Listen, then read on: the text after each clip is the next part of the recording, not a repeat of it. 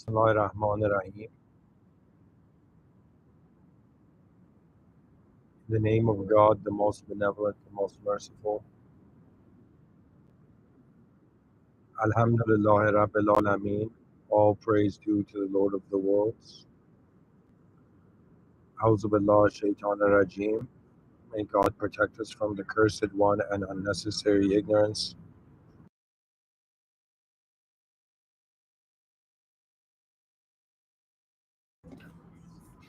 Rabbi Ighfirli, my Lord, forgive me. My Lord, forgive my species for all the sins that they are conscious and unconscious of. Ihdina Siratal Mustaqim. May God guide us to the direct path.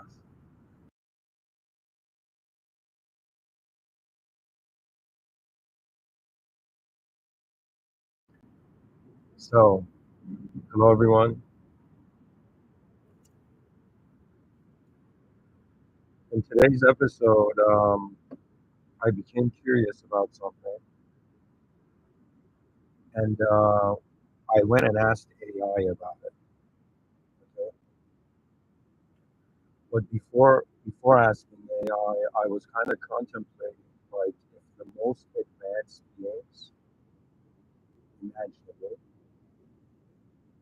um, arrived on Earth, entered Earth right now, how would like our current civilization treat them? But also, how would an advanced civilization host advanced guests? Something like that. In Iranian culture, I don't know if many people know this. I think this is universal, but anyways, in Iranian culture, um, they keep a part of their house untouched, right? They call it pazirai, right?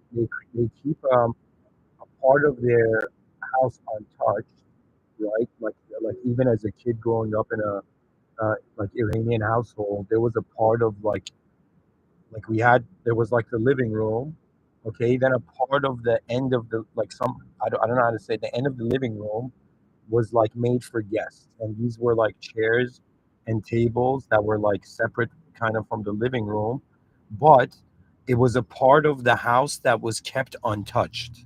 That means even kids were not allowed to play there. Why? Because whenever guests came, the guests didn't come and sit in the living room. The guests went into the patio, right? You know what I mean? So, and they would bring fruit and tea, whoever would host. Right? This is super traditional. It's happening everywhere.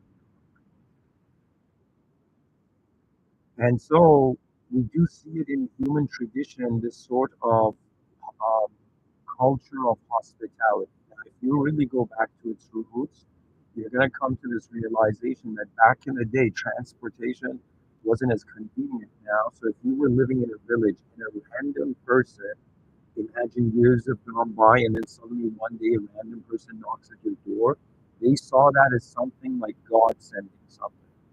You know what I mean? So it was important to them.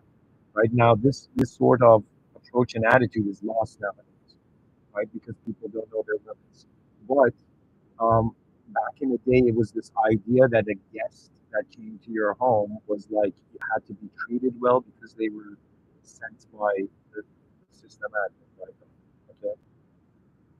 So, anyways, for example, and this kind of made me, because what I'm doing is I'm looking at individual human life and I'm wondering about the life of the species because, in utter honesty, I am bored with how human beings are in 2024. It's boring, you know? And when I say it's boring, that means the problems are so repetitive. Do you know what I mean? That means it's like at some point you want to like kind of like, your mind wants to find fresh problems. I don't know how to say it, right? Do you know what I mean? That means now, of course, there's some problems which are like have to do with the core of how we are a biological entity. Like everybody has to have access to water, food, shelter. Like there's some basic survival stuff. But outside of that, when you look at the psychological capability of human beings, we have completely shifted to a different era. Simply why? Because when we look at history, see, just like hunting is a skill, Okay, and there were hunter-gatherer tribes back in the day, so that means hunters got good at hunting. Okay, that means, and they had an ability. They amplified that ability by ridiculous repetition. Okay, now one thing that I find the human species sub indirectly has been like a skill that they've been that we've all been kind of improving on just generation after generation in accordance to how much information we get through, we suddenly become more aware of, right?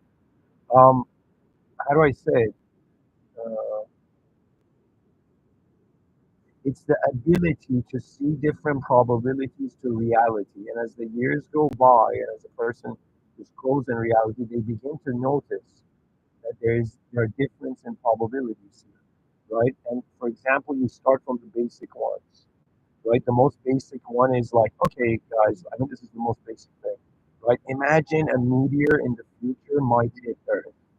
So that's not too hard, too difficult to imagine, right? You can imagine the probability of like the Earth breaking. You know what I mean? Something like some force throws a rock at our planet and it breaks. How's that? You know? It's like no way, the Earth was a glass house this whole time. You know? You know, sometimes I have this feeling the moon is like the bodyguard of the Earth. You know what I mean? That means imagine this giant meteor is about to hit Earth, right? And just like that anime show, what was that character called? Minato from like the Japanese anime Naruto series, right? That dude could teleport anything out of it. So imagine right before the like a meteor hits Earth, our moon makes contact with it and teleports out of it. So both the boulder, the asteroid, and the this is ridiculous to imagine, but anyways, let's keep going. I'm trying to get to this point that the human the skill that we've been maturing as a species um, is actually an ability to see different models to reality faster and faster. You know what that means? That means like if somebody goes and tries to see what's the difference between like, you know, chess masters and somebody who's new to chess, you'll realize it's about pattern recognition.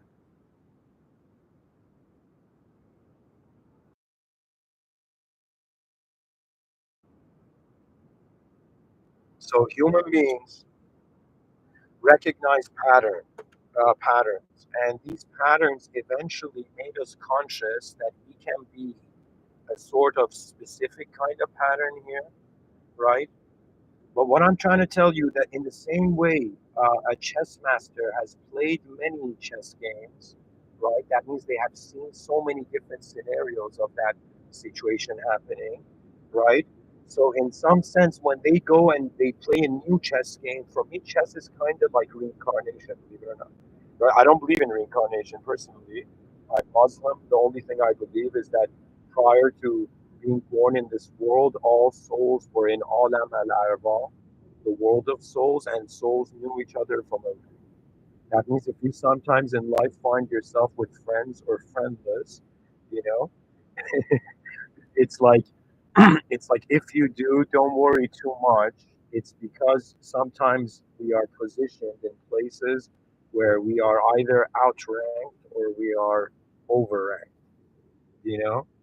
And it's okay because on some level, as a human being, like I mean, I'm not going to act like the species hasn't felt loneliness and solitude and a sort of being avoided as if we're not just living under a rock.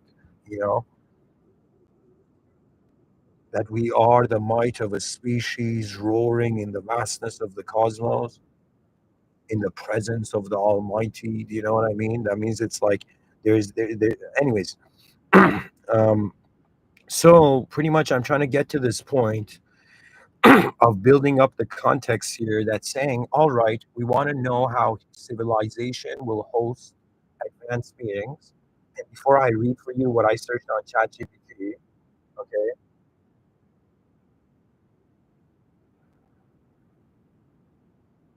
before I read that for you, I'm going to kind of first answer, like there's two parts to this lecture. One lecture is how would an advanced civilization host advanced beings, and then how would current civilization host advanced beings, which is going to be fun, right? You know what I mean? It's like, can you imagine politicians looking at a bunch of aliens and they're like, holy shit, these aliens are here, man. What do we do? It's like, yo, I'll put them in a hotel, like the most high level expensive hotel. So the aliens are sitting in the presidential suite. And then imagine there's a, what do you call it? What's the term? What's the term of those guys? Those people who work in hotels who, like, you know, um, the hotel staff, not the concierge, like a hotel employee suddenly goes to the manager. It's like, hey, do these aliens need towels? Do these aliens bathe? Like, do I need to bring them like small bottles of shampoo and toothpaste? Like, I don't. Can you imagine the aliens call like reception? They press one. You know, how has this movie not been created of aliens booking a hotel? You know, or I've reached that kind of ultra instinct, kind of new idea level. But anyways, anyways, what I'm trying to say here is that we have to kind of look at how human civilization currently, how its attitude has come into form. We can't completely understand it, but we can at least understand generalities about it. Okay, and then it's our ability to visualize. You see, so part of this lecture is kind of looking at the past to see how it came to the present, and then from the present to fathom what it would be like entering the future, right? Because it has heavy implications. You know, if advanced beings enter Earth, we're going to be like, okay, you're going to definitely have a conference, you know, and there's going to be like press conferences or whatever, like for extraterrestrials. Can you imagine the first president, having a beer with like an extraterrestrial, and then they're like, yo, man, do you guys speak English? And the aliens make some weird alien noise, and the president's like, we're getting along.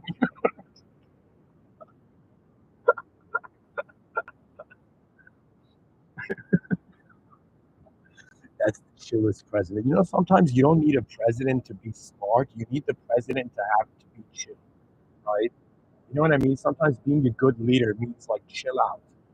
Like I'm waiting for that president who's kind of like looks at all the other presidents. It's like, yo, guys, can we chill out on like scarcity warfare? All right. Oh my God. Hold on, guys. My advanced camera blocking technology was just.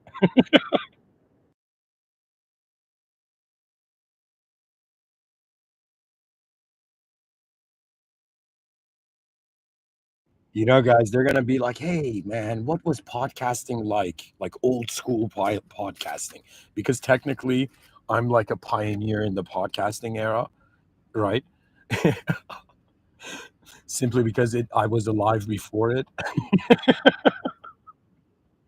But at the same time, like, they're gonna be like, "How did early podcasters record videos?" Like, imagine 200 years from now, they're gonna be asking that, and I'll be like, "Guys, let me tell you how it was. We would take our laptops, in our cars, right, and we would, in some sense, open our phone data, and we would record on our laptop, you know, and at the same time, we apologize God for polluting the planet."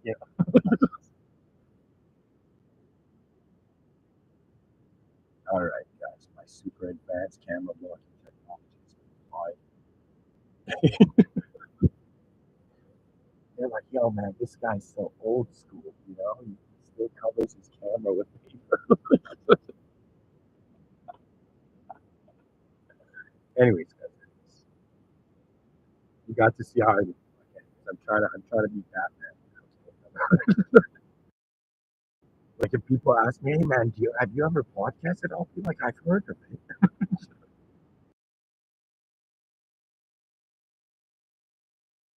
Sorry guys, this might be just like funny to me and I'm in my own humor channel. But anyways,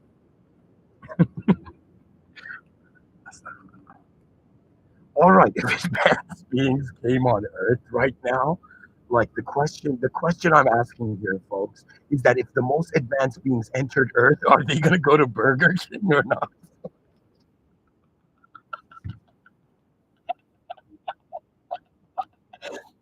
It's like, yo, man, I had 8 extraterrestrial guests and I took them to Burger and I ordered them a pizza. Oh my god, sorry guys, I'm crying right now.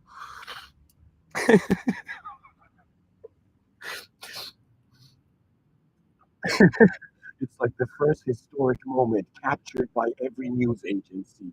The first time an extraterrestrial drinks Coca-Cola and dies.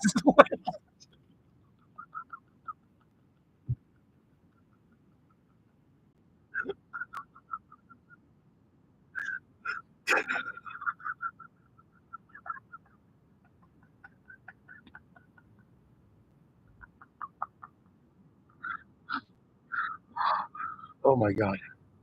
Oh my god, it's weird. They're like, what the F? Like the most advanced things human beings could do was like give an extraterrestrial a can of Coke. Like, what the Oh my god. Oh my god. It's like give them Gatorade at least. What the fuck? Give something that the bottle looks cool. Oh, oof, this music is not helping.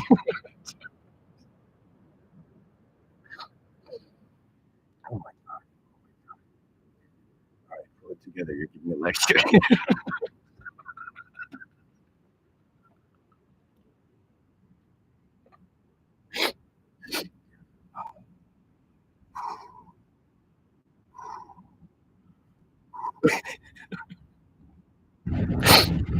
Oh my god, guys, I'm laughing because we're gonna be so embarrassed if advanced beings come on Earth now. At the end of like the diplomatic, let's say the ambassadors of an advanced extraterrestrial civilization, they landed on Earth, and after like a weekend on Earth, we're like, please don't tell anyone about what you saw. Let us be still part of like let us allow extraterrestrials to imagine what we're like. Oh man. Anyways, guys, I'm being ridiculous and playful. Sorry about that. I'm gonna focus on the lecture. I gotta find the emotional song. All right, all right.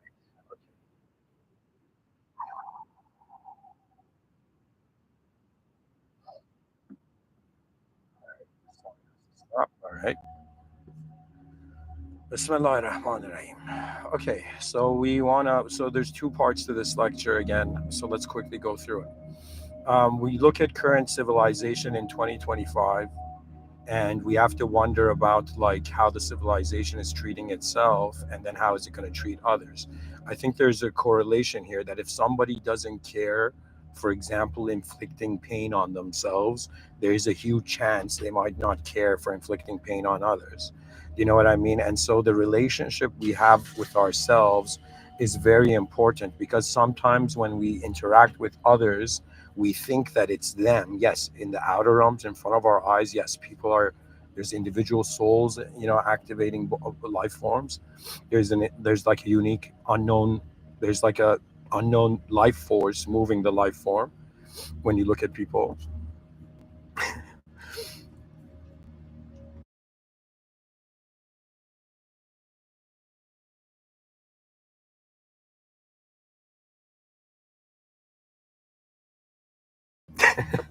Sorry guys, I keep remembering, like, I just keep imagining giving extraterrestrials a can of Coke, and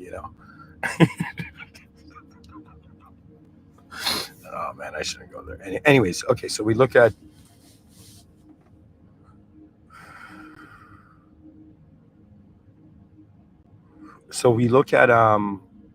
to look at current human civilization, wonder about how it's currently behaving in the way it is, wonder about what kind of system we're in and we're looking at.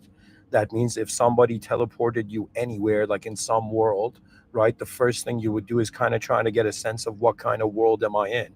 Even as a tourist, for example, you go to another country, you want to get a sense of, okay, what kind of place am I in? What sort of value systems are motivating behavior? You understand? So when we look at the human species, we gotta see there is no like ultimate answer that human beings can find, because the world is not only changing, massive amounts of it are held secret.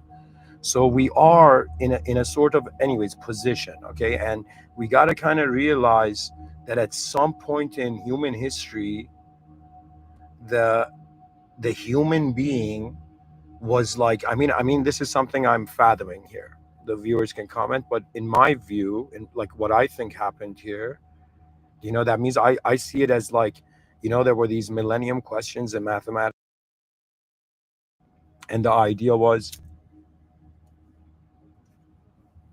and the idea was that these universal problems, I mean these unsolvable kind of questions and things to prove, whoever does it like gets $1 million, right? I mean, some of them I think still remain the millennium questions. But what I'm trying to say is, like, similarly, when I think about how it, okay, the organism, if so, one perspective is starting the origin from evolutionism, and one perspective is the theological perspective, that it's not evolutionism, it's transcendentalism. So we have two sorts of kind of histories, I guess, major influential histories to humanity. Now, if I choose to, let's go with the organism, let's go with the evolutionism first. Okay. So if we think about the evolution of the entity, the idea is that, for example, we were under the water. I'm personally Muslim, by the way. But let me tell you, the reason I'm Muslim is because I see a system admin that's not limited to the world. Okay. And I see this whole thing as a system, and I also see like moderators for example, angels or any other being beyond the veil of human perception. They're kind of like, not all of them are moderators, but there is moderation.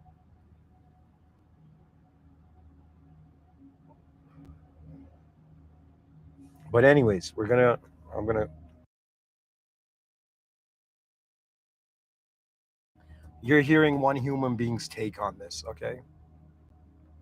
But I feel I've kind of pierced through number of veils to get to this view. Anyway, so this is the view.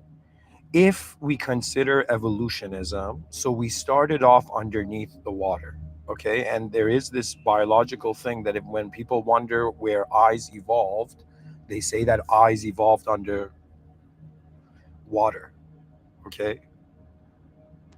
That's the thing.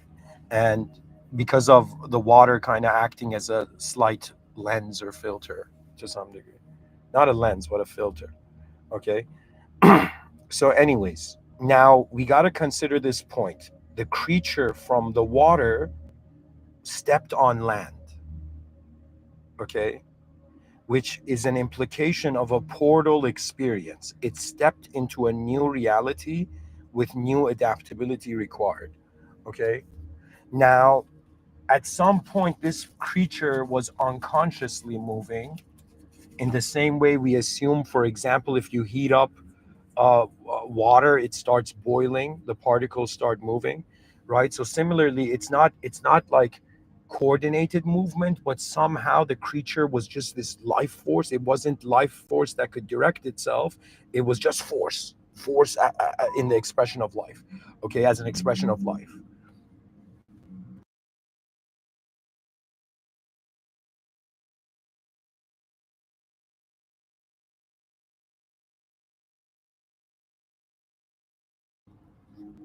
Now, this force, this existential entity that was just movement oriented, that means it was like an on and off switch, move, don't move, right? So it started moving, and in its accumulated growth, at some point it noticed itself. That's one of the coolest things I envision. So when I look at evolutionism as a film, To me, it's like, yo, this creature was like, yo, I'm here, I'm individual, I got legs separate from the earth, and I'm moving on this earth. And it was moving before it became conscious. Do you understand what that means? That means sometimes things happen, right? And then you become conscious of it, but you didn't realize it was happening. You know what I mean? It's like, I'll give you a hilarious example. It's like somebody's zipper being untied, right? But they think their zipper is up. you know and it's like, they go and give this lecture. At the end of it, they're like, what the fuck? Oh man. Anyways, what I'm trying to say is there was movement before consciousness to movement. The consciousness to movement created the first separation. So that means your mind has achievements under its belt. Your mind, previously just life force, raw force, right? At some point noticed, okay, I'm moving at a different speed than my environment. I am shaped differently than my environment, and there is this space between that freaking tree and that saber tooth and like me. You know what I mean? So what I'm saying is like, it's an awareness that there is a character in a room. We reach that. I call that the subjective evolution in my lectures. Okay. Now, the subjective evolution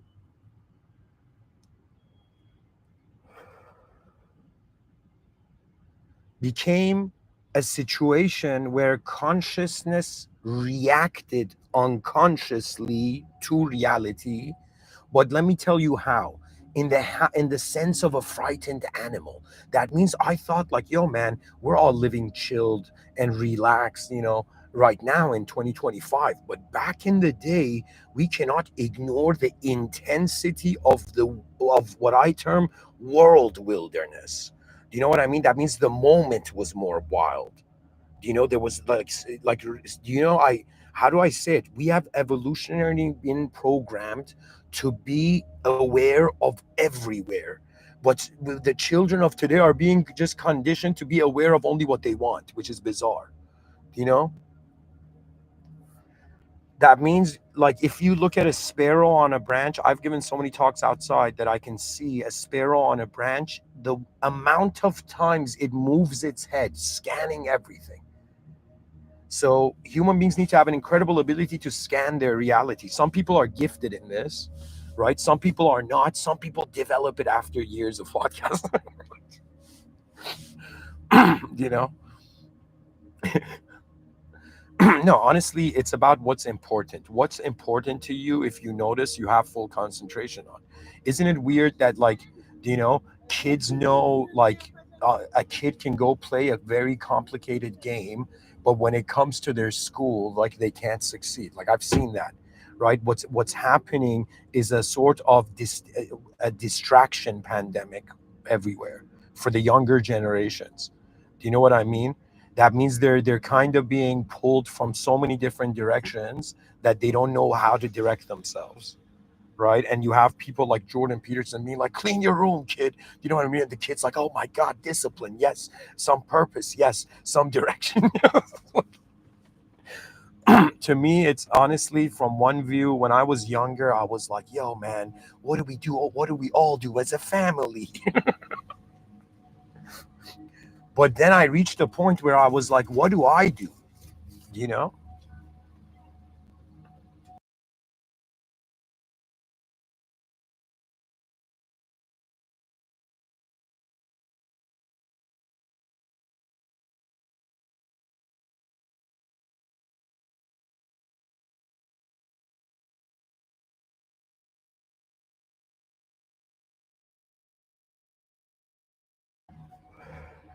So I'm trying to tell you, we're looking at human beings now. We want to kind of figure out how does their current patch, like the current update of the human being, how did it come to this?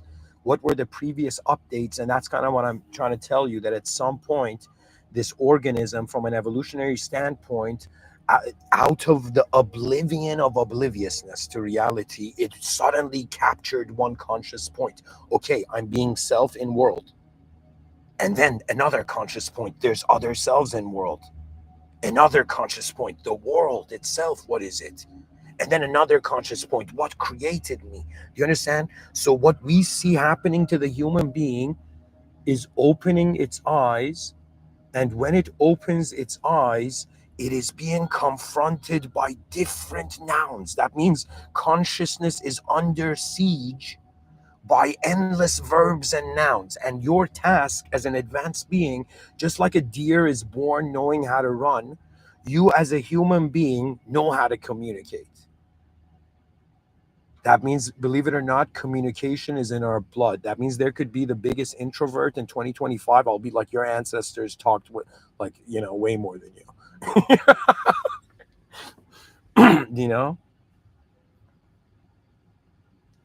So I'm trying to tell you that at some point, whether you see it as evolutionism, I can even say this from the theological standpoint. I'll probably get to it later in the talk. Okay, but what I'm trying to say is this creature noticed it's a creature, and that was a eureka moment. Okay, now the next eureka moment. Sorry. What am I saying? I said something wrong earlier. I told you the subjective evolution. Let me tell you, the subjective evolution is not just being conscious of the body. That's the objective evolution. Okay, the subjective evolution is when man became a thought to himself.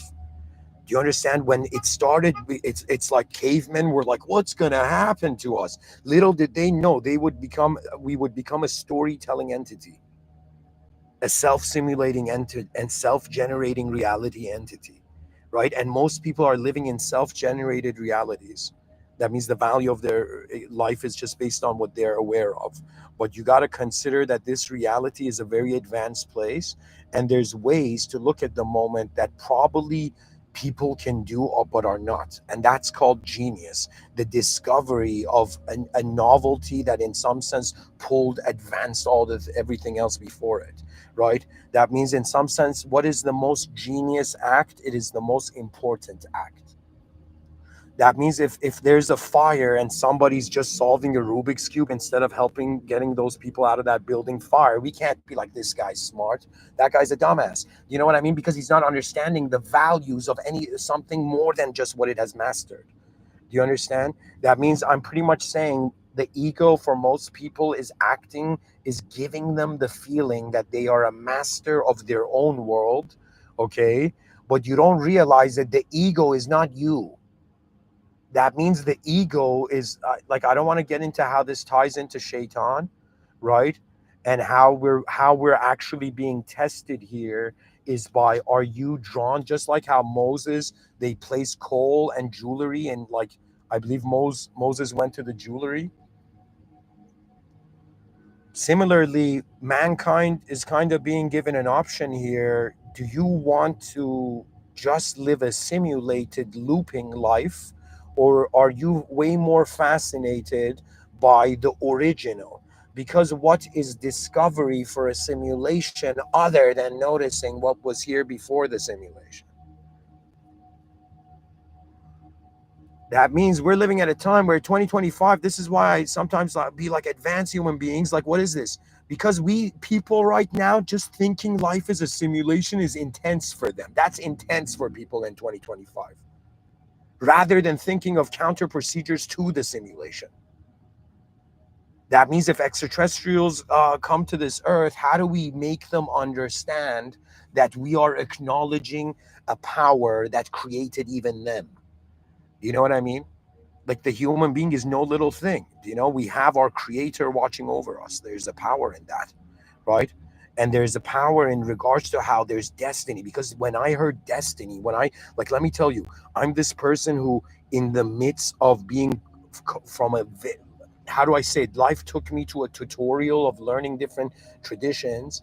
And then I realized finally it called upon me, right? And how the system admin called upon me was that God gave, if they ask me, if they say, yo, man, podcaster, what's the greatest gift that God gave you?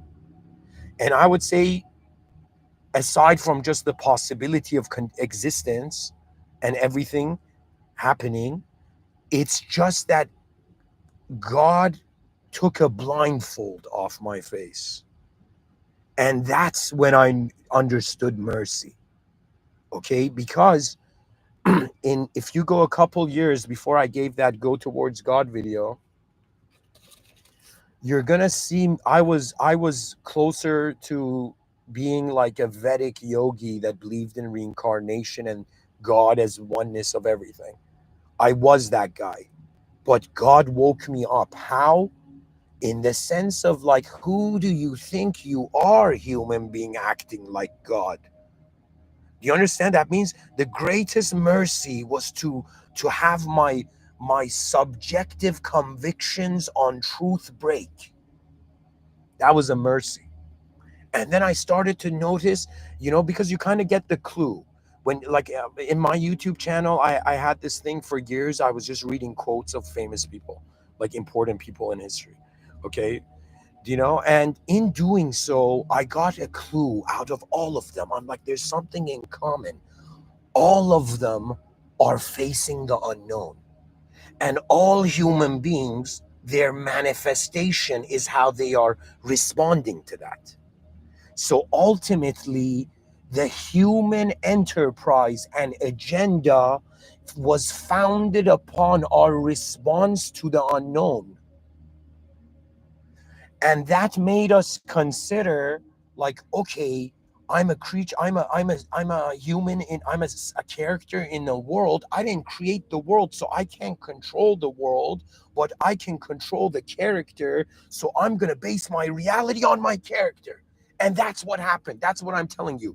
We could have all been living in a parallel civilization that wasn't like this, wasn't language oriented. But the reason it was because man had to stabilize a reality he could work with, because the truth was beyond him, and intuitively we knew. In the presence of a higher power, let me tell you what happens. Like, if okay, I've had one one major experience that made me become Muslim, and it was an experience, meaning it was not just ideological significance. It was a moment where I had come personally to the strange conclusion that there are infinite ways to look at life, and to give life a value of meaning. And because I realized it's infinite, I had given up. You don't understand. I was giving like cool talks online, but within me, there was an inevitable hollowness that I had acknowledged. The hollowness of, what do I choose out of an infinite multiple choice of a story I can tell about this moment. you know and at the same time, I noticed subconsciously I was destroying myself. We think life is about creativity and creation only. We haven't There's something called as civilized destruction. I mean, I'm kind of seeing a meaning of those two words at once, right? And what that means is that a civilized destruction is like somebody passed away and people are attending their funeral, for example. Everybody suited up, you know, everybody dressed for the moment. Okay, anyways, going back to this, I'm doing something which I think is the correct chess pattern here for this lecture, which I'm pretty much explaining what the human being is, and then talking about its potential. So far, for I think maybe I spent 30 minutes on this, not 30 minutes, but probably like 15 minutes, trying to tell you that there's something unique happened, and we not only are an existential simulation, a biochemical existential atomic simulation, right? But we are also a subjective simulation. Okay, that means human beings, they could only be physical entities if life didn't have meaning. That's the only way I can agree with an atheist. But because it has meaning, we can't say the human being is just physical. That means if somebody comes and, let's say you are like, waiting at a bus stop, and somebody comes and tells you, hey man, like, there's war happening in the other side of the world, or this political leader just became someone, or whatever. They just come and tell you news. Okay, I'll say it differently. Imagine you're about to walk into a pizza shop, and suddenly, someone from the back of the shop comes and says, "Yo, man, I'm the owner. I just closed shop." Do you know what I mean? It's like you haven't tested to open the door like a psycho in front of the pizza shop guy, right? Instead, abstract information about reality made you respond differently than just the sensory perception information. This is huge what I'm saying. Do you understand what I'm saying? I'm saying human beings can't be just physical because they're non physically influenced. The person's remembering yesterday. Yesterday's gone. It's an image. An abstract image of yesterday is influencing how the guy's behaving today. How can we say he's only physical? Non physical influence. Communication is non physical influence. So we have to suddenly make the whole species wake up. Wake up, guys. You're not just one being in one dimension and it's so easy. You're actually, you are living two lives at once. It's like one soul with two ways of looking at reality, of being reality. And in these two ways, it's a matter of how do you conduct your outer life? How do you conduct your inner life? Now, the next question is, as it gets deeper, how do you conduct your inner life and outer life in front of your soul? And then how do you conduct your inner life and outer life knowing in front of yourself and in front of everything, the world? That means there is a chance everybody knows everything, but they cannot know it now. Like, there's some questions as a Muslim I've had that if we go into heaven, do we have access to all information, or is the heaven just individual to the person? Because that's going to be a bit different, you know.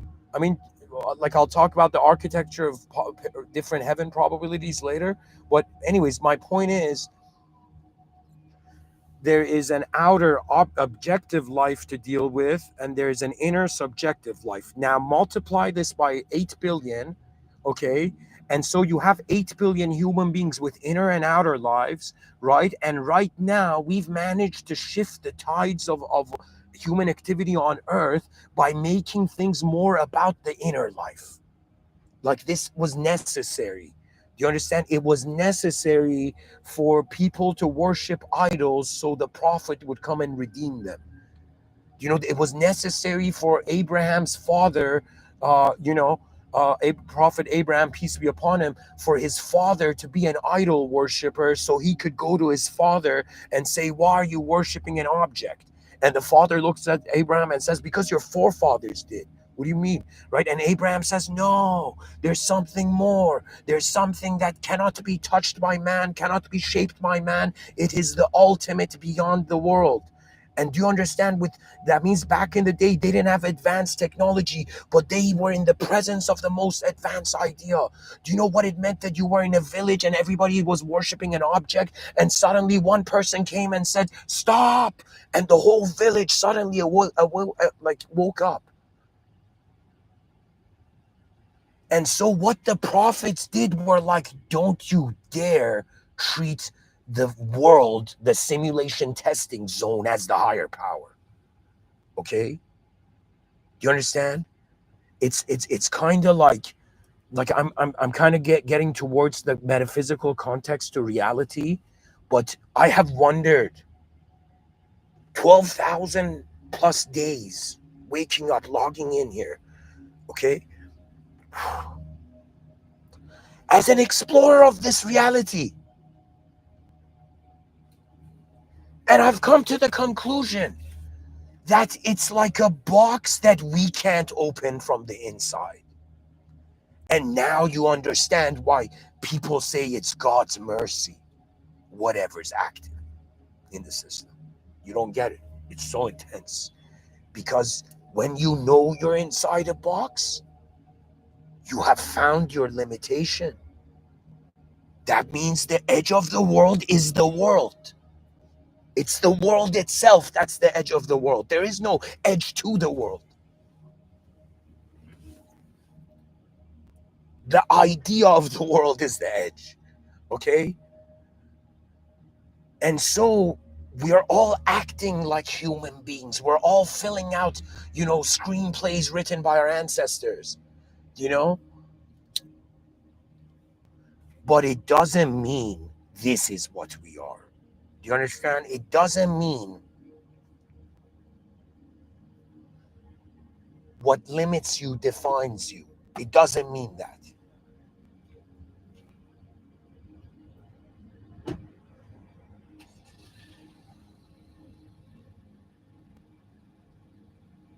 To me, like they say a person has to be cautious. For example, they say like young women to be cautious, like, in dark alleys or something, right? Like that's global culture, right? And just common sense, right? But at the same time, I'm saying in the same way, what does the human species has to be, sorry, cautious? Like, in what manner should we be cautious of our reality?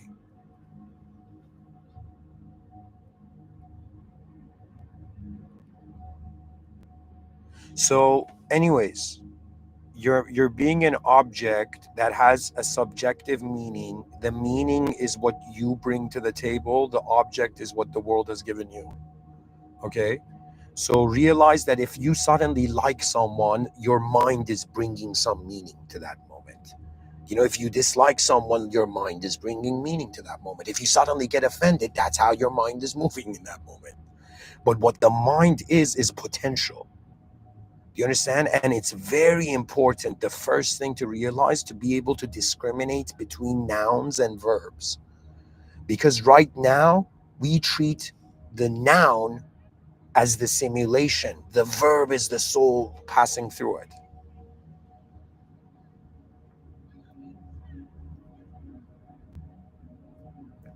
I like how quiet it is. There's nothing in the chat section. It's like people are like, I think it means it's a good lecture.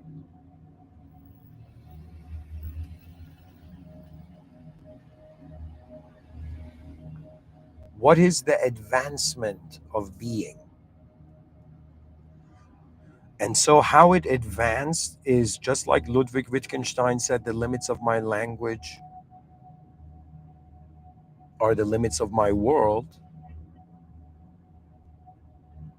The limits to how we give meaning is how we phrase it. That means, am I the only one noticing how much of reality hasn't been even mentioned? How many unique moments have not even had language like planted on them like a flag? How many things have not been named? Do you understand? And what is the first thing the human being does? It like people establish common ground by in some sense like acknowledging each other's names. It's like a sign of trust. Like if you offer your name and somebody doesn't, you'll be like, okay, that's sketchy. You just leave.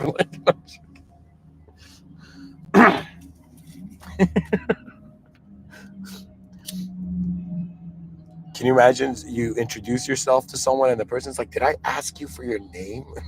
It's like, buddy, I'm just saying hi. Anyways, there's still more to go. I gotta climb further here, guys. I know I'm tired too. I want this lecture to end, but I gotta honor like the complete idea of it. Like that's my OCD, like my ideological OCD kicking in. You know, I'm somebody who just like I have a sensitivity to how ideas are being my reality. I have a love and hate relationship with language, really. But anyways, so right now, we will look at it like this way: the human being currently in 2025 is an let's treat it as an advanced technology. This technology, okay, has an ability to receive reality and has an ability to express in reality.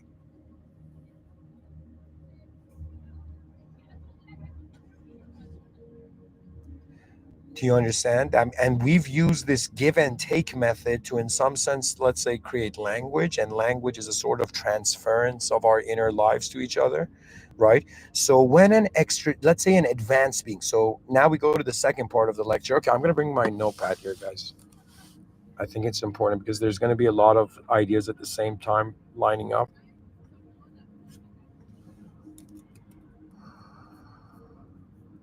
All right. So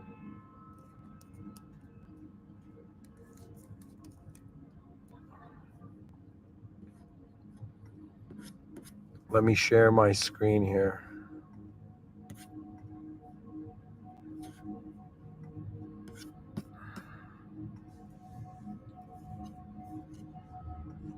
Guys, I've given so many lectures that I think I should just go and work for YouTube at some point. I'll be like, hey, I've really used your product. Really used this service. All right, all right. No, it's cool. It's kind of like, I guess it's something I was destined for. I find it that the leaders of YouTube are perhaps pure-hearted at their core. You know. Anyways, all right, folks, there you go. You see it now. You see my. Okay, let's take some notes now. So, Bismillah ar-Rahman ar-Rahim.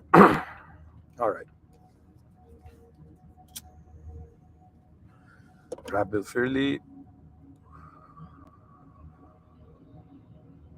Okay, so what is the most advanced way humanity can host advanced beings? We start with that question. Now, part of this is what, let's look at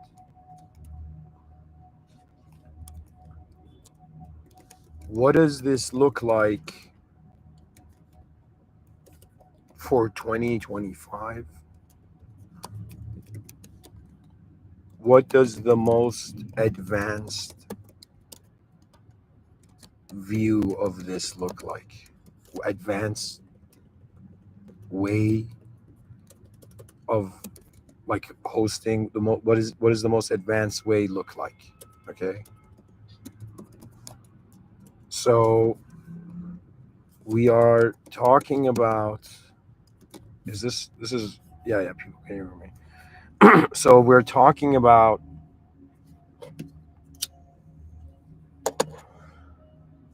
here, let's polish it up. I feel like a sculptor when I write.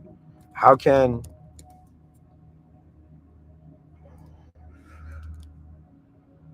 how do we host advanced beings? Like it just comes to this. How do we host advanced beings? How, so we ask the question, how advanced is the human being? See, guys, what I'm doing here is, because I'm a visual thinker, each sentence to me is like a movie scene. So when I think, how do we host advanced beings? I'm like, yo, man, are like extraterrestrials being treated by like, you know, butlers or something? Do you know what I mean? you know? So it's like, I want, like, the best way, see, knowledge to me, it's equivalent to hunting. When a good hunter has no time to even compare itself to other hunters, has to be like, what is the real value in the moment, you know? And concentration adds depth. Always remember this. Every human being right now on earth, whoever you are, you might not know this, but we're all gifted with an ability to concentrate. Concentration means zooming in, like how a camera zooms in. But the way you truly zoom in is to be fascinated by a question. I think there is no greater way to hunt knowledge than to be like a hunter, you know, fascinated by the wilderness of reality, by the wildness of reality, you know? So,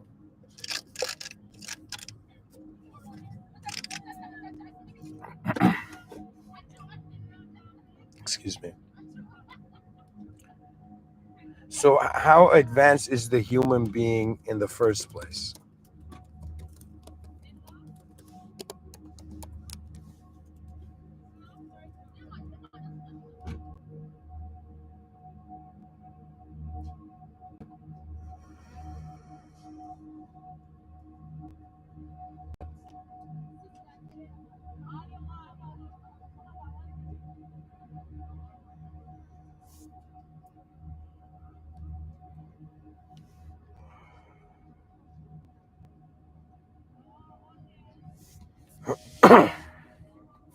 So it's another way of saying, like, to answer this question, how I'm pretty much saying you learn by wanting to know the reality behind ideas.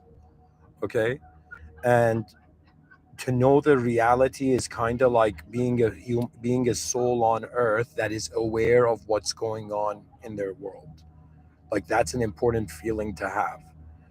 Sometimes even intelligence can be measured by how like if one human being feels like they're in a simulation and another being is oblivious and feels like this is reality. Do you know what I mean? The one that feels something off is smarter than the one that just feels like, okay, it's just good.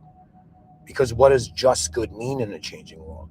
You know, we have to realize that there's way more dimensions to any scenario of our life, and there's always ways to behave that we never knew and sometimes only realize after we've done something, how else we could have done it.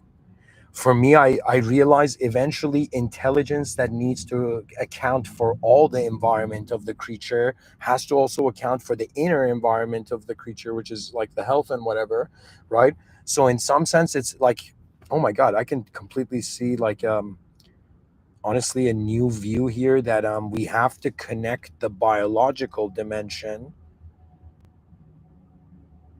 like, through the model of care. So it's like this advanced intelligence is like, I'm going to see, just like how nations have borders, my skin and my body, right, is like the border of my inner my inner existence, inner life, you know my inner system. Okay, sorry, what am I saying? Inner environment. It's like, yeah, yeah, we can consider the body, like the cells in the body, to be inside an inner environment. All right. How advanced is the human being in the first place?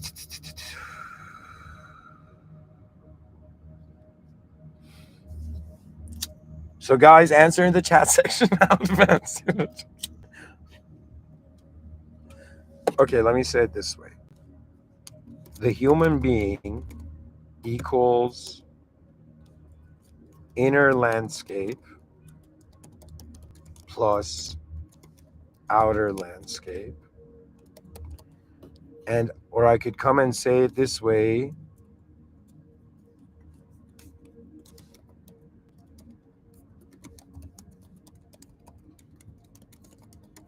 I think this is a really good definition of the human, like human intelligence. It's an intelligent system, intelligent biochemical system of awareness to a body and world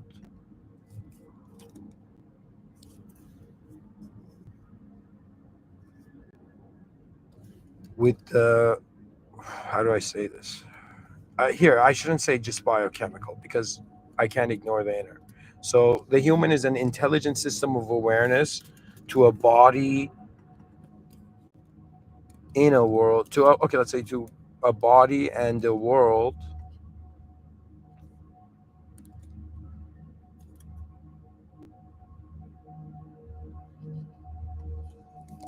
changing body in a world. There we go.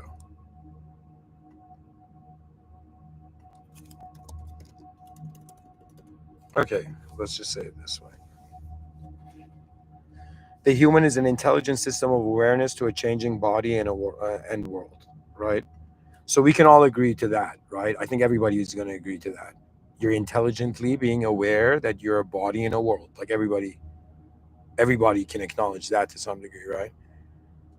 Every conscious, able to drive a vehicle person.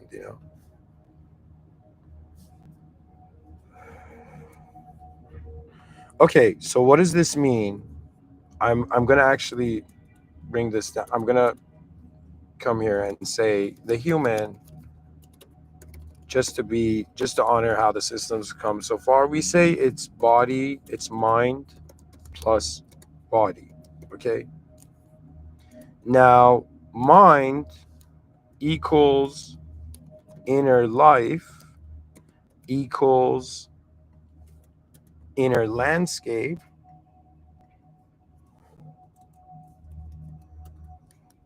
body equals outer life equals outer landscape. Okay. Now,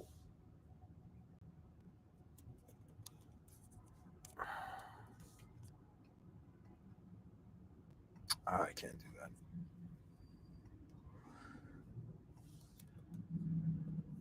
Okay, so far so good. So far, I think people agree. Okay. Now, if an advanced being, okay, let me say it this way: if advanced beings entered Earth,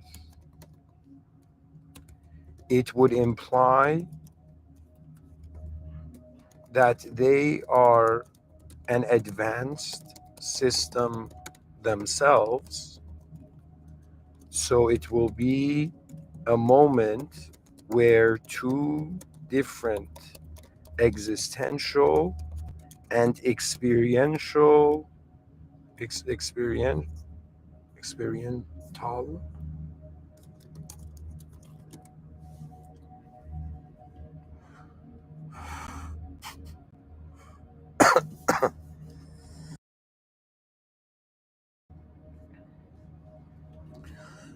so it will be a moment where two different existential and experimental systems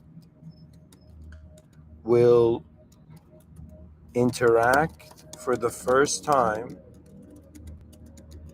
and make contact. Okay. So what does that mean? That means we have being one, we call this human,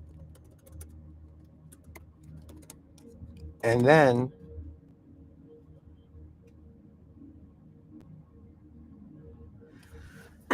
let me see.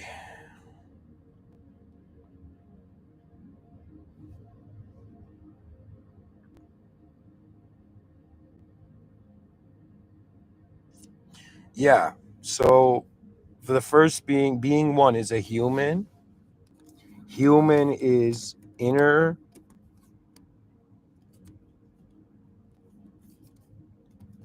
value, values, inner life plus outer life. Okay.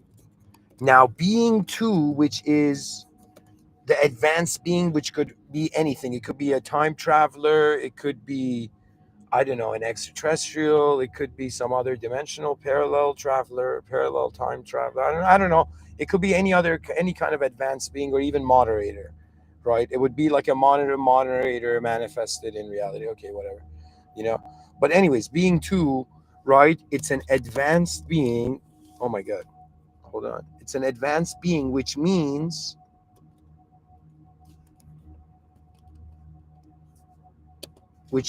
that is an advanced being, which means is equal to an unknown being.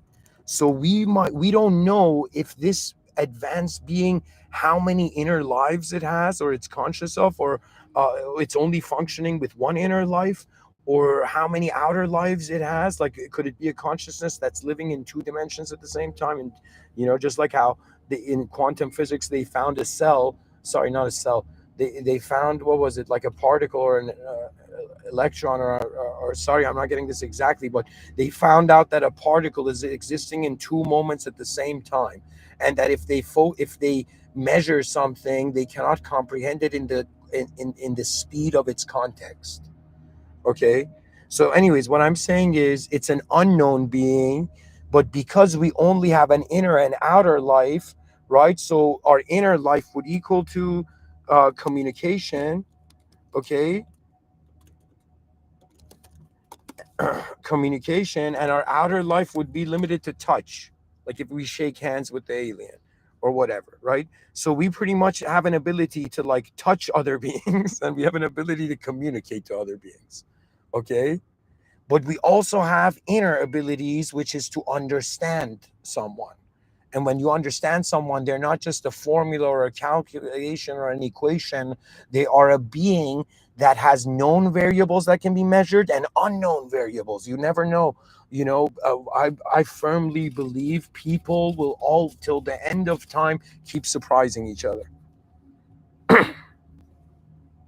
That's the cool thing about humanity. Let me tell you something. They say like, excuse my language. Okay, whatever. I'll say it this way. Um, they say the future generations are cowards. And this is going to be a bizarre sentence I'm saying, because if you're a young person hearing me, you're going to be like, it's kind of true. But let me tell you, no, it's that you're built for a different kind of courage. That means it's not always we should expect the past to understand us when we try to be like the past. That means they're like, honor your ancestors. I'm like, I don't really know who I'm honoring though. They're like, still do it though. And then I realize the value is to just keep the effort going, because this effort doesn't belong to me. Whoever you are right now, you might not believe it, but in a hilarious genetical lineage way, you're the chosen one of your DNA. That means all your ancestors lived so you could just look like be alive now. Do you understand? So out of that means how many of your ancestors had to do the right things? You know?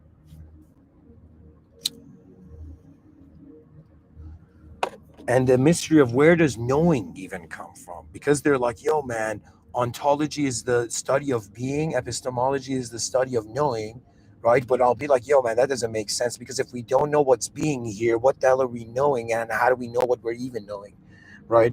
So, guys, I'm telling you, some academic departments don't make sense.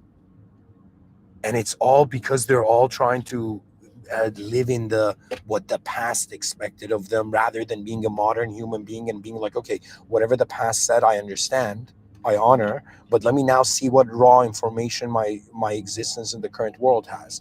And so you begin treating your life, regardless of how you feel and whatever story you tell yourself, as an explorer. You're exploring this world, and you're exploring it for some time. And it's not like a Star Trek where where it's like, beam me up, Scotty, you get teleported.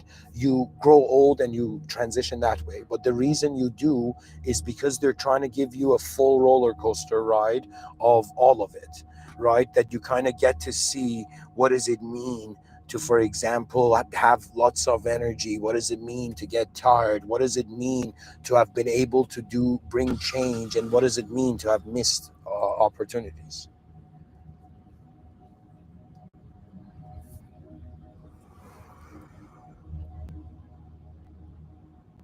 So anyways, being two, advanced being, unknown being, means we don't know what kind of intelligence they have, but we can make an assumption, but we can assume, if they've peacefully come to make contact.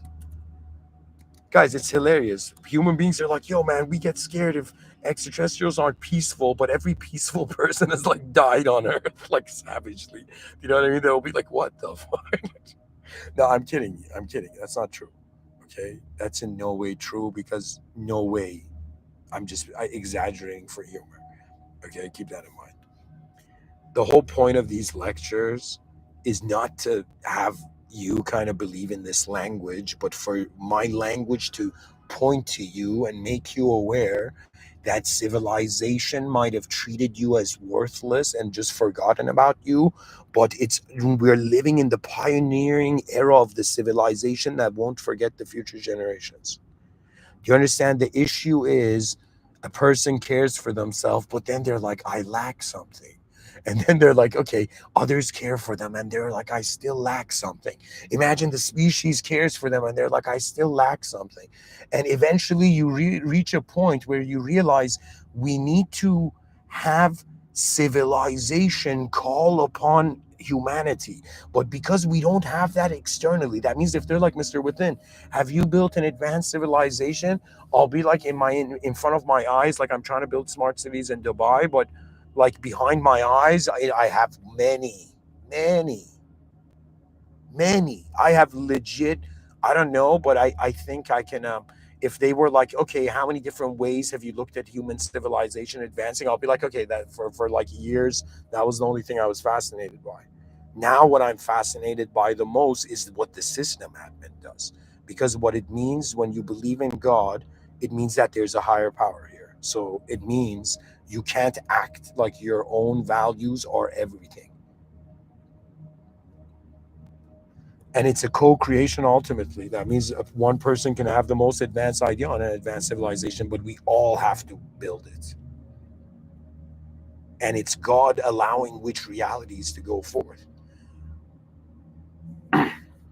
And my argument was like, yo, good and evil, both of you just build an advanced civilization, then continue to be good and evil. That means imagine the great pause of duality, you know, from the year, I don't know, 2000, uh, 2500 to the year 3000. Okay. I'm just talking about a probability here. That means they all just pause good and evil, and everybody is kind of like updating the system, and then they release their games because it's honestly to some degree a game.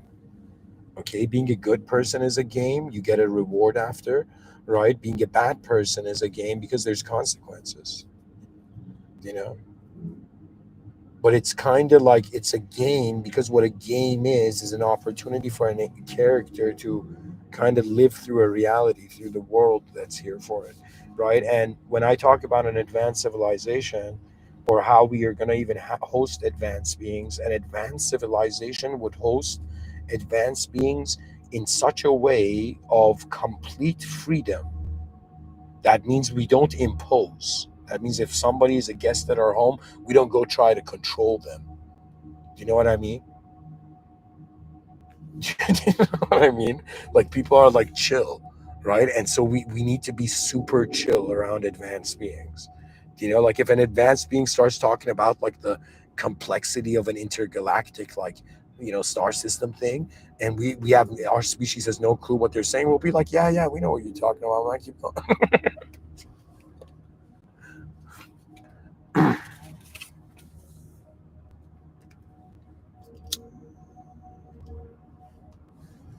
So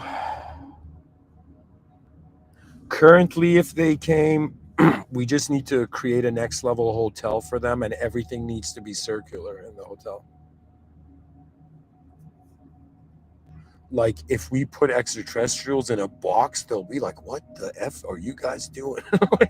They'll be like concerned, right? We have to create a nature home for them. You know what I mean? Like that means they have an option of a luxury hotel, right? At the same time, they have a presidential suite hotel, or they have the luxury of just, you know, being in nature. But anyways, I think if an advanced being would come, it would realize that others won't notice it's advanced, so it wouldn't even need to do anything, right? But I think the mystery of how our minds can see ahead of our bodies and how the individual human mind, like technically, if everybody was an advanced civilization theorist, there'd be 8 billion theories on what an advanced civilization would look like. And in the future, hopefully by then, I've created the Advanced Humanity headquarters, right? And then everybody can share. Like, for me, I think it's more of a research organization situation, right? That means some of the greatest revolutions, right, occurred because they had access to information, right? And information does affect consciousness. Like but it was something superior to just knowing information is understanding.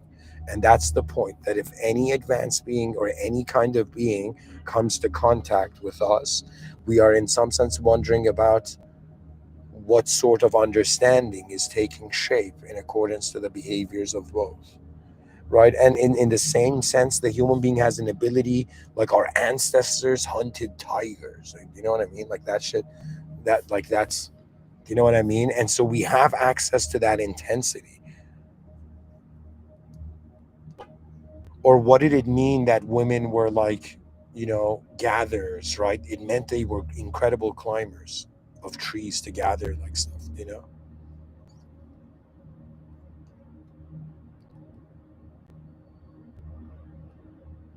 Different awareness, different attention.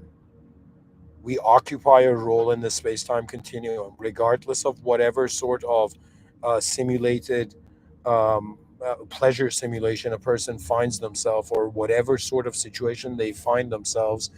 The whole point of life is not to be the most per se advanced, but it's to at first notice the most advanced, and the note most advanced is not worldly limited, you know. Anyways, I think I've hammered that point in. So being two is an advanced being. So what would it mean? It would mean that pretty much how we would host them is like offer them, offer them the best place.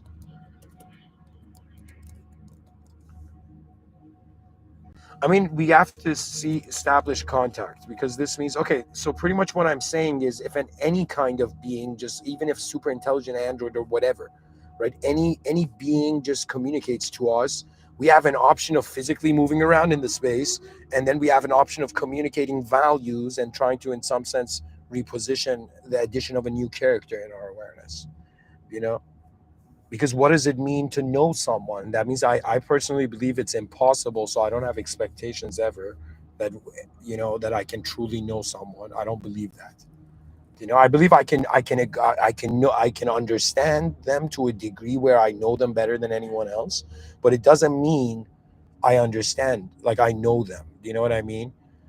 My point is that because it's the position of human consciousness, we're in a body, right? So what's appearing is like Tony Stark was in an Iron Man suit, and he was trying out the Iron Man suit, and we're kind of like this character in a story, ego inside a body, and people are going around with this impression, right?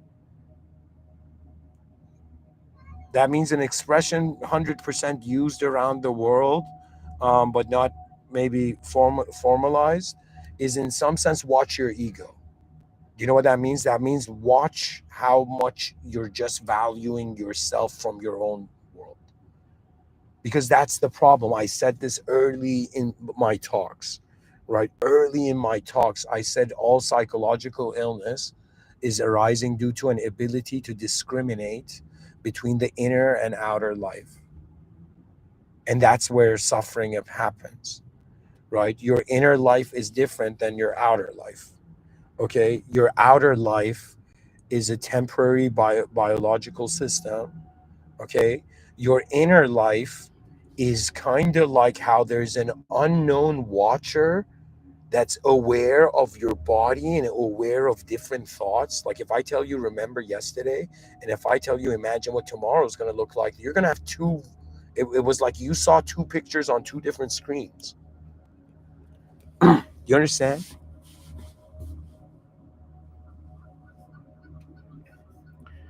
So, anyways, we're talking about hospitality. We should probably have Sebastian Maniscalco, to be like one of the people, greeting the extraterrestrials.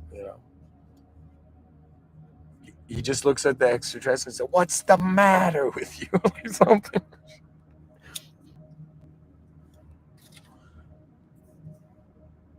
And the whole point of it is, okay, that the idea is the potential. If an advanced being makes contact with us, it's a sign that it's already considered we were going to understand it. Any being that shows itself, it's like, okay, it's like a vulnerability, you know?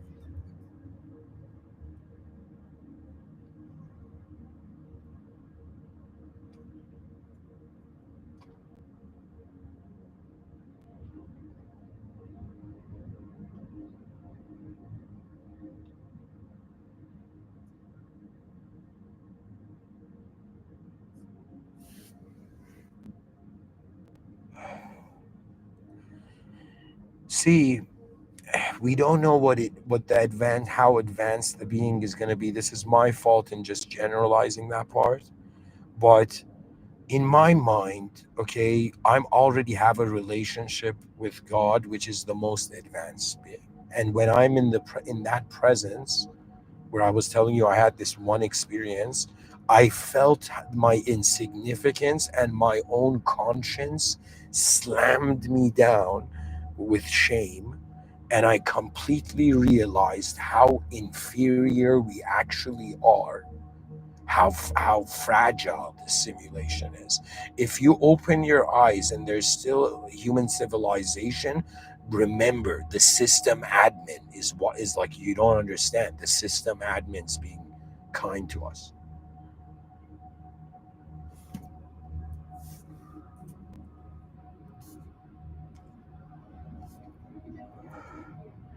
Okay, let me finalize this talk.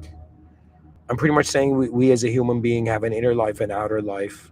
We okay, and we are also aware that we are aware of our inner and outer life at the same time. And it is true that consciousness is still cloaked in mystery. According to, like, for a Muslim, the soul is the secret of God, which renders it as mysterious and it can never be known. That means you can know the expression of a soul, but you cannot know the soul as a noun. You can know it as a verb, though, here on earth. Same with the mind. You know the mind as a verb, right? But the body is like a noun. And so, what subjects are is how an object moved. So it's then awareness to a changing landscape that allowed that somehow the human being was able to formulate an inner landscape. And now, we have the sentence, I'm going to plan before I act.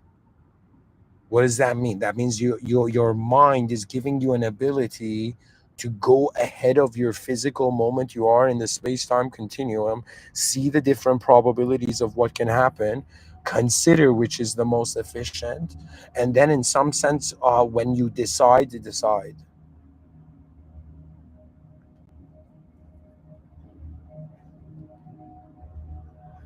Like that could be a lecture title on its own. When you decide, decide all in caps.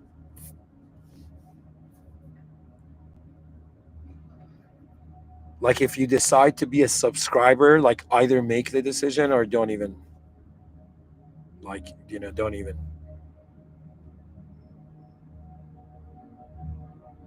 The reason I'm saying that, not to be in, like, the reason is because a decision is the acceptance of new intensity. Can you imagine somebody creates a very intense city and they call it intense city with a C? It's like, yo, man, people are so intense in intensity. All the intense people are there. Like, all the narcissists are like shouting there in intensity. Here, I'll write it down. Intensity.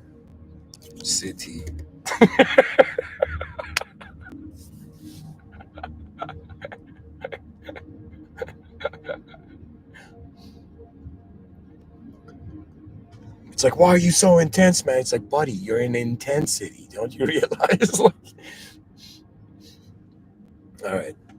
Anyways, how would we host them, guys? I don't know, but I mean, in 2025, it's pretty much like a presidential suite or some advanced place, and then we offer them, the best of what we have, and we welcome them, and then we establish common grounds and formulate some sort of language.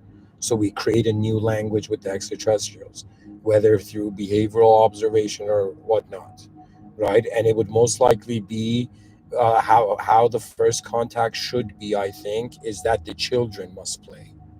Do you know what that means? That means that, like, we're gonna have, like, I don't know, we're gonna have different age groups of both, at like the advanced extraterrestrial species and the advanced human species. They're gonna hang out, and it's gonna be broadcasted to both civilizations as a historic moment. You know, it's like the first podcast. Today, our guest is from another world.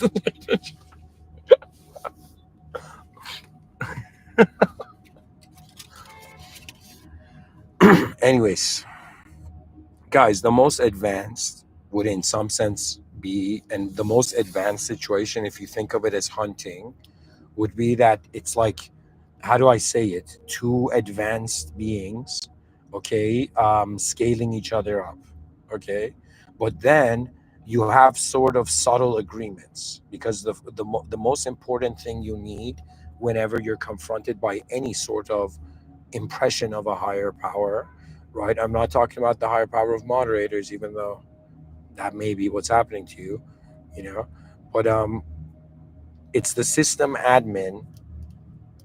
That's the main point. Never forget that. The way out of this simulation is through the God that is beyond the simulation, not the God in the simulation.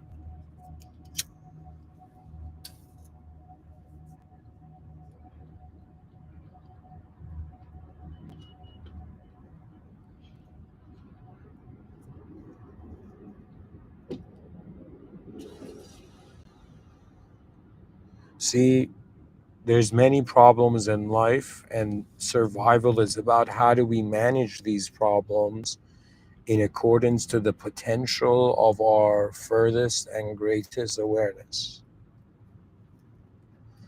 Advanced human beings might first send humans that are androids. So, if in an advanced civilization, not too advanced yet, right, they would probably send nano, like, imagine in nanotechnology, there was like huge advancements in AI, and super intelligence and all of this. And when the extraterrestrials landed on Earth, the super intelligence was like, humans, I got this. And it became, in some sense, an android, human android. And the first contact was done with the extraterrestrials through the android. And that was the way of human beings to see if the extraterrestrials were advanced enough to notice, you know, that they're not talking to us, that they're talking to our technology, right? And if they notice us, those are worthy extraterrestrials, right? And in some sense, the whole point of it is, in the same way we have like different cultures respecting one another, it's going to be the same, where there's going to be a global human culture potentially respecting other life form culture, you know. For me, it would be a platform of communication. So I think a cool thing, if an extraterrestrial, like, let's say I don't know, an extraterrestrial ambassadorship. This is super sci-fi talk, guys. But anyways, it's there's a geometry to the ideology. Anyways, so imagine a group of ambassador advanced extraterrestrials landed on Earth, and we didn't know how to communicate with them, but we would all be well dressed, right? And we would just be playing videos of people laughing, hugging each other. We'll just show different screens. So we'll be like, yo, human beings are not just what you think, right? But at the same time, we have to have how do I say it? Like, we're going to have a painter paint something, and then somebody's going to move the paintbrush to them, and we're going to watch what they draw. And if they start writing numbers, I'll be like, okay, these guys acknowledge that. If they start writing formulas, we'll be like, holy shit, these guys acknowledge that. These extraterrestrials acknowledge that, right? So it's all about, kind of, I think, what the whole point of hospitality is, in the same way that back in the day, when a guest arrived at someone's house, it was like first an honor for the guest, and it was also something honorable for the people hosting, right? It's just that in modern times, in a kind of hypersexualized culture, people have forgotten the old ways. But anyways, um,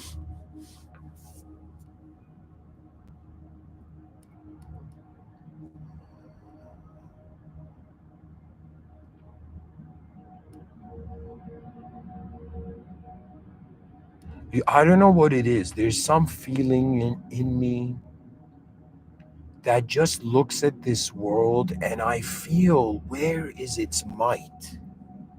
Where is its honor? Where is its, like, all, like, where is its advanced life? Where is the real life? And the real life could be different than human life. But it doesn't mean we should stop being human. Like, don't forget that. Being human is an honor. You have an ability to pioneer through your sincerity, novelty, and originality.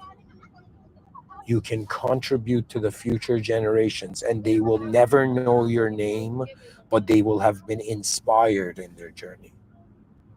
Do you understand what I mean? That means the whole point is human beings enter a system and they ask themselves, how far should I advance this before I leave? And what's the most advanced thing you can do? The most advanced thing you can do is quickly find the power source to your world, the original higher power. Those somebody who's religious to me is way more advanced than somebody who is like channeling aliens. Way more advanced. That means, buddy, like just a message to all spiritual people. Have you noticed it's all happening inside a simulation yet? That means how spiritual are your spiritual experiences? The notion is that man has contact with the higher power, but the higher power is not limited to the world, so man is humbled by his limitation, knowing that there is more. Anyways, so I think I've kind of given enough of a I've painted the picture enough to kind of how I would answer both, right? Anyways, dear viewers, feel free in the comment section or wherever, you know, write your view and your answer to these questions. And the whole point of it is I'm like, okay, if everybody wants to play a game that's fun, what's more fun than building the most advanced civilization known to the cosmos? And in order to do that, you need to be the most advanced self. In order to be for you to be the most advanced self, you have to wonder how unadvanced you are now. That means I gotta feel shame that I'm not in a flying car right now. Anyways, you get my where I'm pointing to. Anyways, thank you for listening. Bismillah ar-Rahman ar-Rahim. In the name of God, the most benevolent and the most merciful. A'udhu billah shaitan ar-Rajim. May God protect us from the cursed one and unnecessary ignorance. Alhamdulillah Rabbil Alameen. All praise due to the Lord of the worlds. That means before I was Muslim, every atom and every cell, every part of existence was it's the simulation is aware of the original because it was created by it. That means you might not consciously know you were created, but you know you were created because your body lived through it, you know.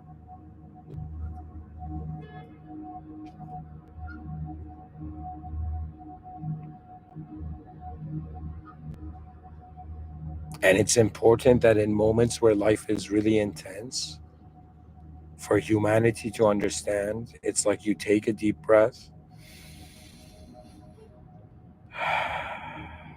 and you accept that you don't have all the answers, and you relax and you take one simple step at a time. So anybody who finds themselves in an intense moment, that's your protocol, right? If you don't know, if the moment's too overwhelming to manage, that's like a backup protocol thing you can do.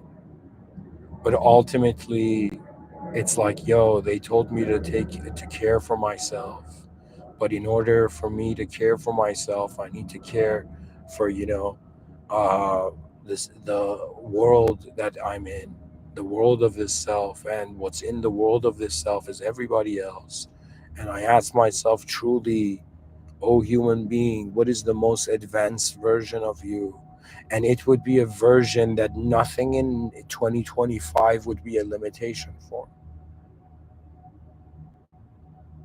That means the future generations will be born never knowing the unnecessary suffering we had to go through so they could necessarily not be go through it, you know?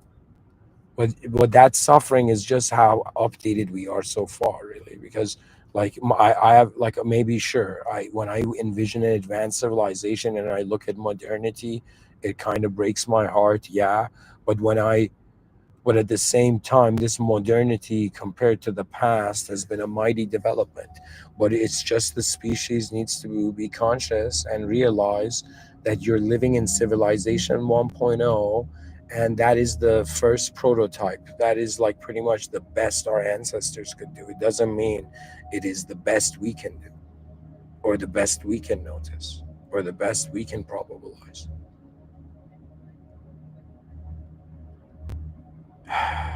And we're not perfect. Rabbi Fairly, my Lord, forgive me. My Lord, forgive my species. Forgive all of us for the sins that we're conscious and unconscious of.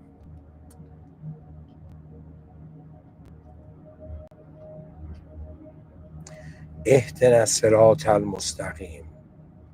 May God guide us to the direct path. May the most advanced guide us in the most advanced way. That means I a part of me has like, I feel like if the world, if being born in the world was like entering a concert, that concert is to see how advanced all of this can be. And I think this is a gift from God, a mind that can wonder about where it's all going. Anyways, thank you for listening. احترس